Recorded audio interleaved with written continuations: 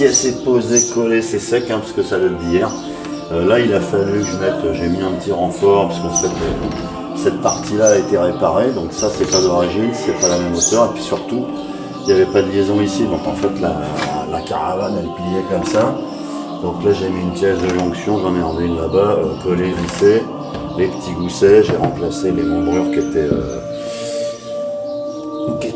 plus, celles qui tenaient elles sont restées. Maintenant je vais nettoyer mes collages, recouper ici à ras pour venir donc, reprendre les entailles ici pour les ajuster, pour venir replaquer par-dessus la troisième pièce. Ça c'est l'arrière, donc du coup la première pièce elle s'arrête ici, donc là on voit qu'elle est franchement trop haute, hein, je la raboterai après. Je me suis arrêté ici parce que là, à partir de là, c'était de la pourriture superficielle, donc on a 5 cm et demi de bois solide en bon état. Le dernier morceau qui est un plat qui fait 9 ou 10 mm, je sais plus, je vais le recouvrir à peu près jusqu'ici, c'est-à-dire que là je ferai mon entaille simplement sur mes 10 mm de hauteur pour venir coller, avoir un petit joint décalé. Là ce qui dépasse, hein, je vais affleurer au multicut, j'ai enlevé les vis et je vais aussi retailler mes tonneaux qui sont assaillis quoi, pour pouvoir monter ma troisième pièce à peu près jusqu'ici. Là en reprenant, bon ici ça va parce qu'elle est trop courte, mais en reprenant les anciennes pièces, celle-là faut que je la coupe, elle va dépasser chouïa, faut que je la reprenne. Faut faire super gaffe, je sais pas si ça se voit ici là. Là il y a un vieux clou rouillé qui a cassé, enfin il est brillant donc ça va. L'autre j'ai réussi à l'enlever, mais il faut regarder partout, sans ça. La lame de multicut ou le ciseau à bois quand il arrive sur le clou, bing c'est mort. Donc là ça va être chasse-clou, je vais le rentrer jusqu'à ce que je puisse usiner la pièce sans problème et je vais vérifier toutes les anciennes. Toutes celles que j'ai remplacées, je sais comment je les ai posées. Et les vieilles, méfiance. C'est une cale de la même épaisseur que la première couche que je vais mettre là. Donc évidemment, il faut reprendre là les emboîtements. Là, et puis là, j'ai des petits désaffleurs aussi en fait quand j'ai collé mes remplis en 3 parties. C'était pas tout à fait pareil. Multicut à main levée, c'est pas voilà. Donc il va falloir que je reprenne ça pour que je puisse avoir un collage qui soit quand même correct sur l'ensemble de la surface. Et même chose sur l'aboutissement du renfort, ça c'est la partie qui est épaisse, qui fait 22 mm. On va venir mettre un autre morceau ici. La bande ici que j'ai découpée, elle me fait arriver quelque part par ici. Donc là, il va falloir que je décaisse ça aussi pour pouvoir serrer, coller sans trop de misère par ici quoi. Donc je vais utiliser ça comme cale, comme pile en fait. J'ai préparé la première épaisseur de la pièce en fait de renfort. Alors je dis première épaisseur, pourquoi? Parce que j'ai fait avec ce que j'avais en stock en fait. Ça c'est un reste de plainte que j'avais fabriqué à l'atelier pour un chantier. Et puis je me suis dit c'est des grandes longueurs, je pourrais peut-être faire du lamellé-collé, je verrai bien, je l'amène et donc je fais avec. En haut, c'est pas suffisant en épaisseur. Là il me manque un peu de matière. Après, comme de toute façon on va raboter en biais, en bas j'ai largement assez. Donc là, je vais coller cette pièce-là sur toute la longueur en mettant des vis plutôt dans la partie basse. Alors les vis, encore une fois, ça va être pour plaquer, serrer pendant le collage dans la partie basse dans une première étape pour tenir ça. Et ensuite, je mettrai une deuxième couche, c'est-à-dire que je vais venir finir en haut avec ça.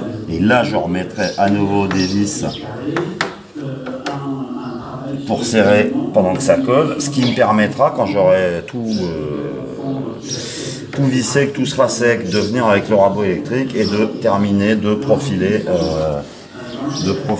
cette réparation. Tout le monde va me dire ouais mais c'est dégueulasse, t'as laissé plein d'endroits où il reste le plancher est pourri, le machin. Alors le plancher il est vraiment abîmé sur le bord, parce que la flotte a ruisselé longtemps. Au milieu, ça va à peu près.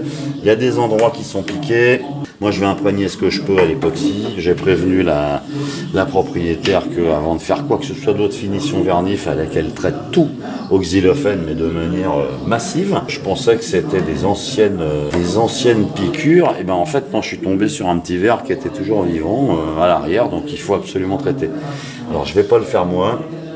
Je vais pas reprendre tout ça, tout simplement parce que ce chantier, il est à budget et donc délai limité. S'il avait fallu refaire toute la roulotte en partant du haut, en la démontant, on était sur des budgets qui se comptaient en dizaines de milliers d'euros, ce qui est absolument pas le cas de ce chantier. Donc ce chantier, il est pas à fond perdu, hein, mais bon, c'est un sujet que j'ai trouvé intéressant parce qu'en fait personne d'autre a voulu le faire. Donc on continue. Ça c'est collé, j'ai mis la colle, j'ai vissé, donc c'est vraiment tout frais. Là j'ai juste présenté la dernière partie qui va me permettre de rattraper l'épaisseur qui manquait. Elle est simplement posée sur les pinces.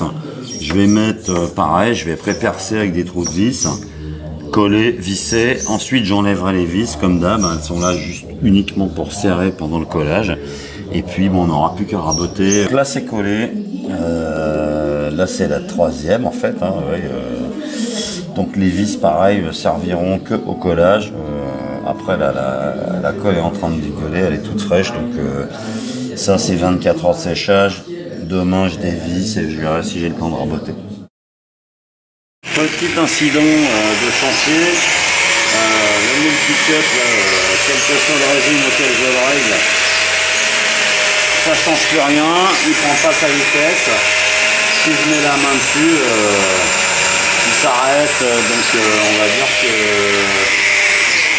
on va dire qu'il fonctionne plus du tout normalement. Donc après, il m'a quand même rendu pas mal de services. Je vais le nettoyer, je le démontrerai quand je rentrerai.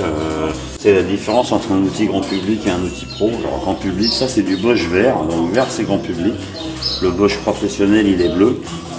Il y a d'autres marques Bosch, mais peu importe. Alors ça commence par tout simplement ça, quoi. C'est-à-dire que là, vous achetez un Bosch vert, le câble, il fait... déjà, il est trop court, il fait pas 5 mètres de long, il est hyper raide. Vous achetez un outil professionnel, vous avez un câble hyper souple qui fait 6 mètres quand il faut, qui vous lâchera jamais, quoi. Après, c'est pas le même prix, c'est clair. Donc voilà, celui-ci m'a servi... D'habitude, je m'en sers deux fois 2 minutes pour couper une plainte. Là, je reconnais que j'ai un petit peu fait travailler, même beaucoup. Donc peut-être que c'était sa limite. On verra. Là, c'est parti pour raboter le dessous, mettre à plat, mettre à fleur en fait les rajouts avec le longeron qui existait. Donc ça, c'est rabot électrique. Tranquillement et ça va aller assez vite. Ce côté là c'est fini, j'ai raboté, je suis dans le prolongement des membrures. Il a fallu que j'en reprenne une, celle-ci qui était trop épaisse, je pense qu'elle a bougé en fait à la pause. On va pas nettoyer la colle là, parce que ça c'est pris entre un doublage intérieur et une tôle extérieure, donc ça se verra pas. Là, je voulais mettre un peu d'époxy pour consolider ce qui était friable. Mais en fait, si on fait ça maintenant, ça va empêcher le xylote de pénétrer dans le plancher et dans ce qui reste de friable. Donc ça va rester comme ça.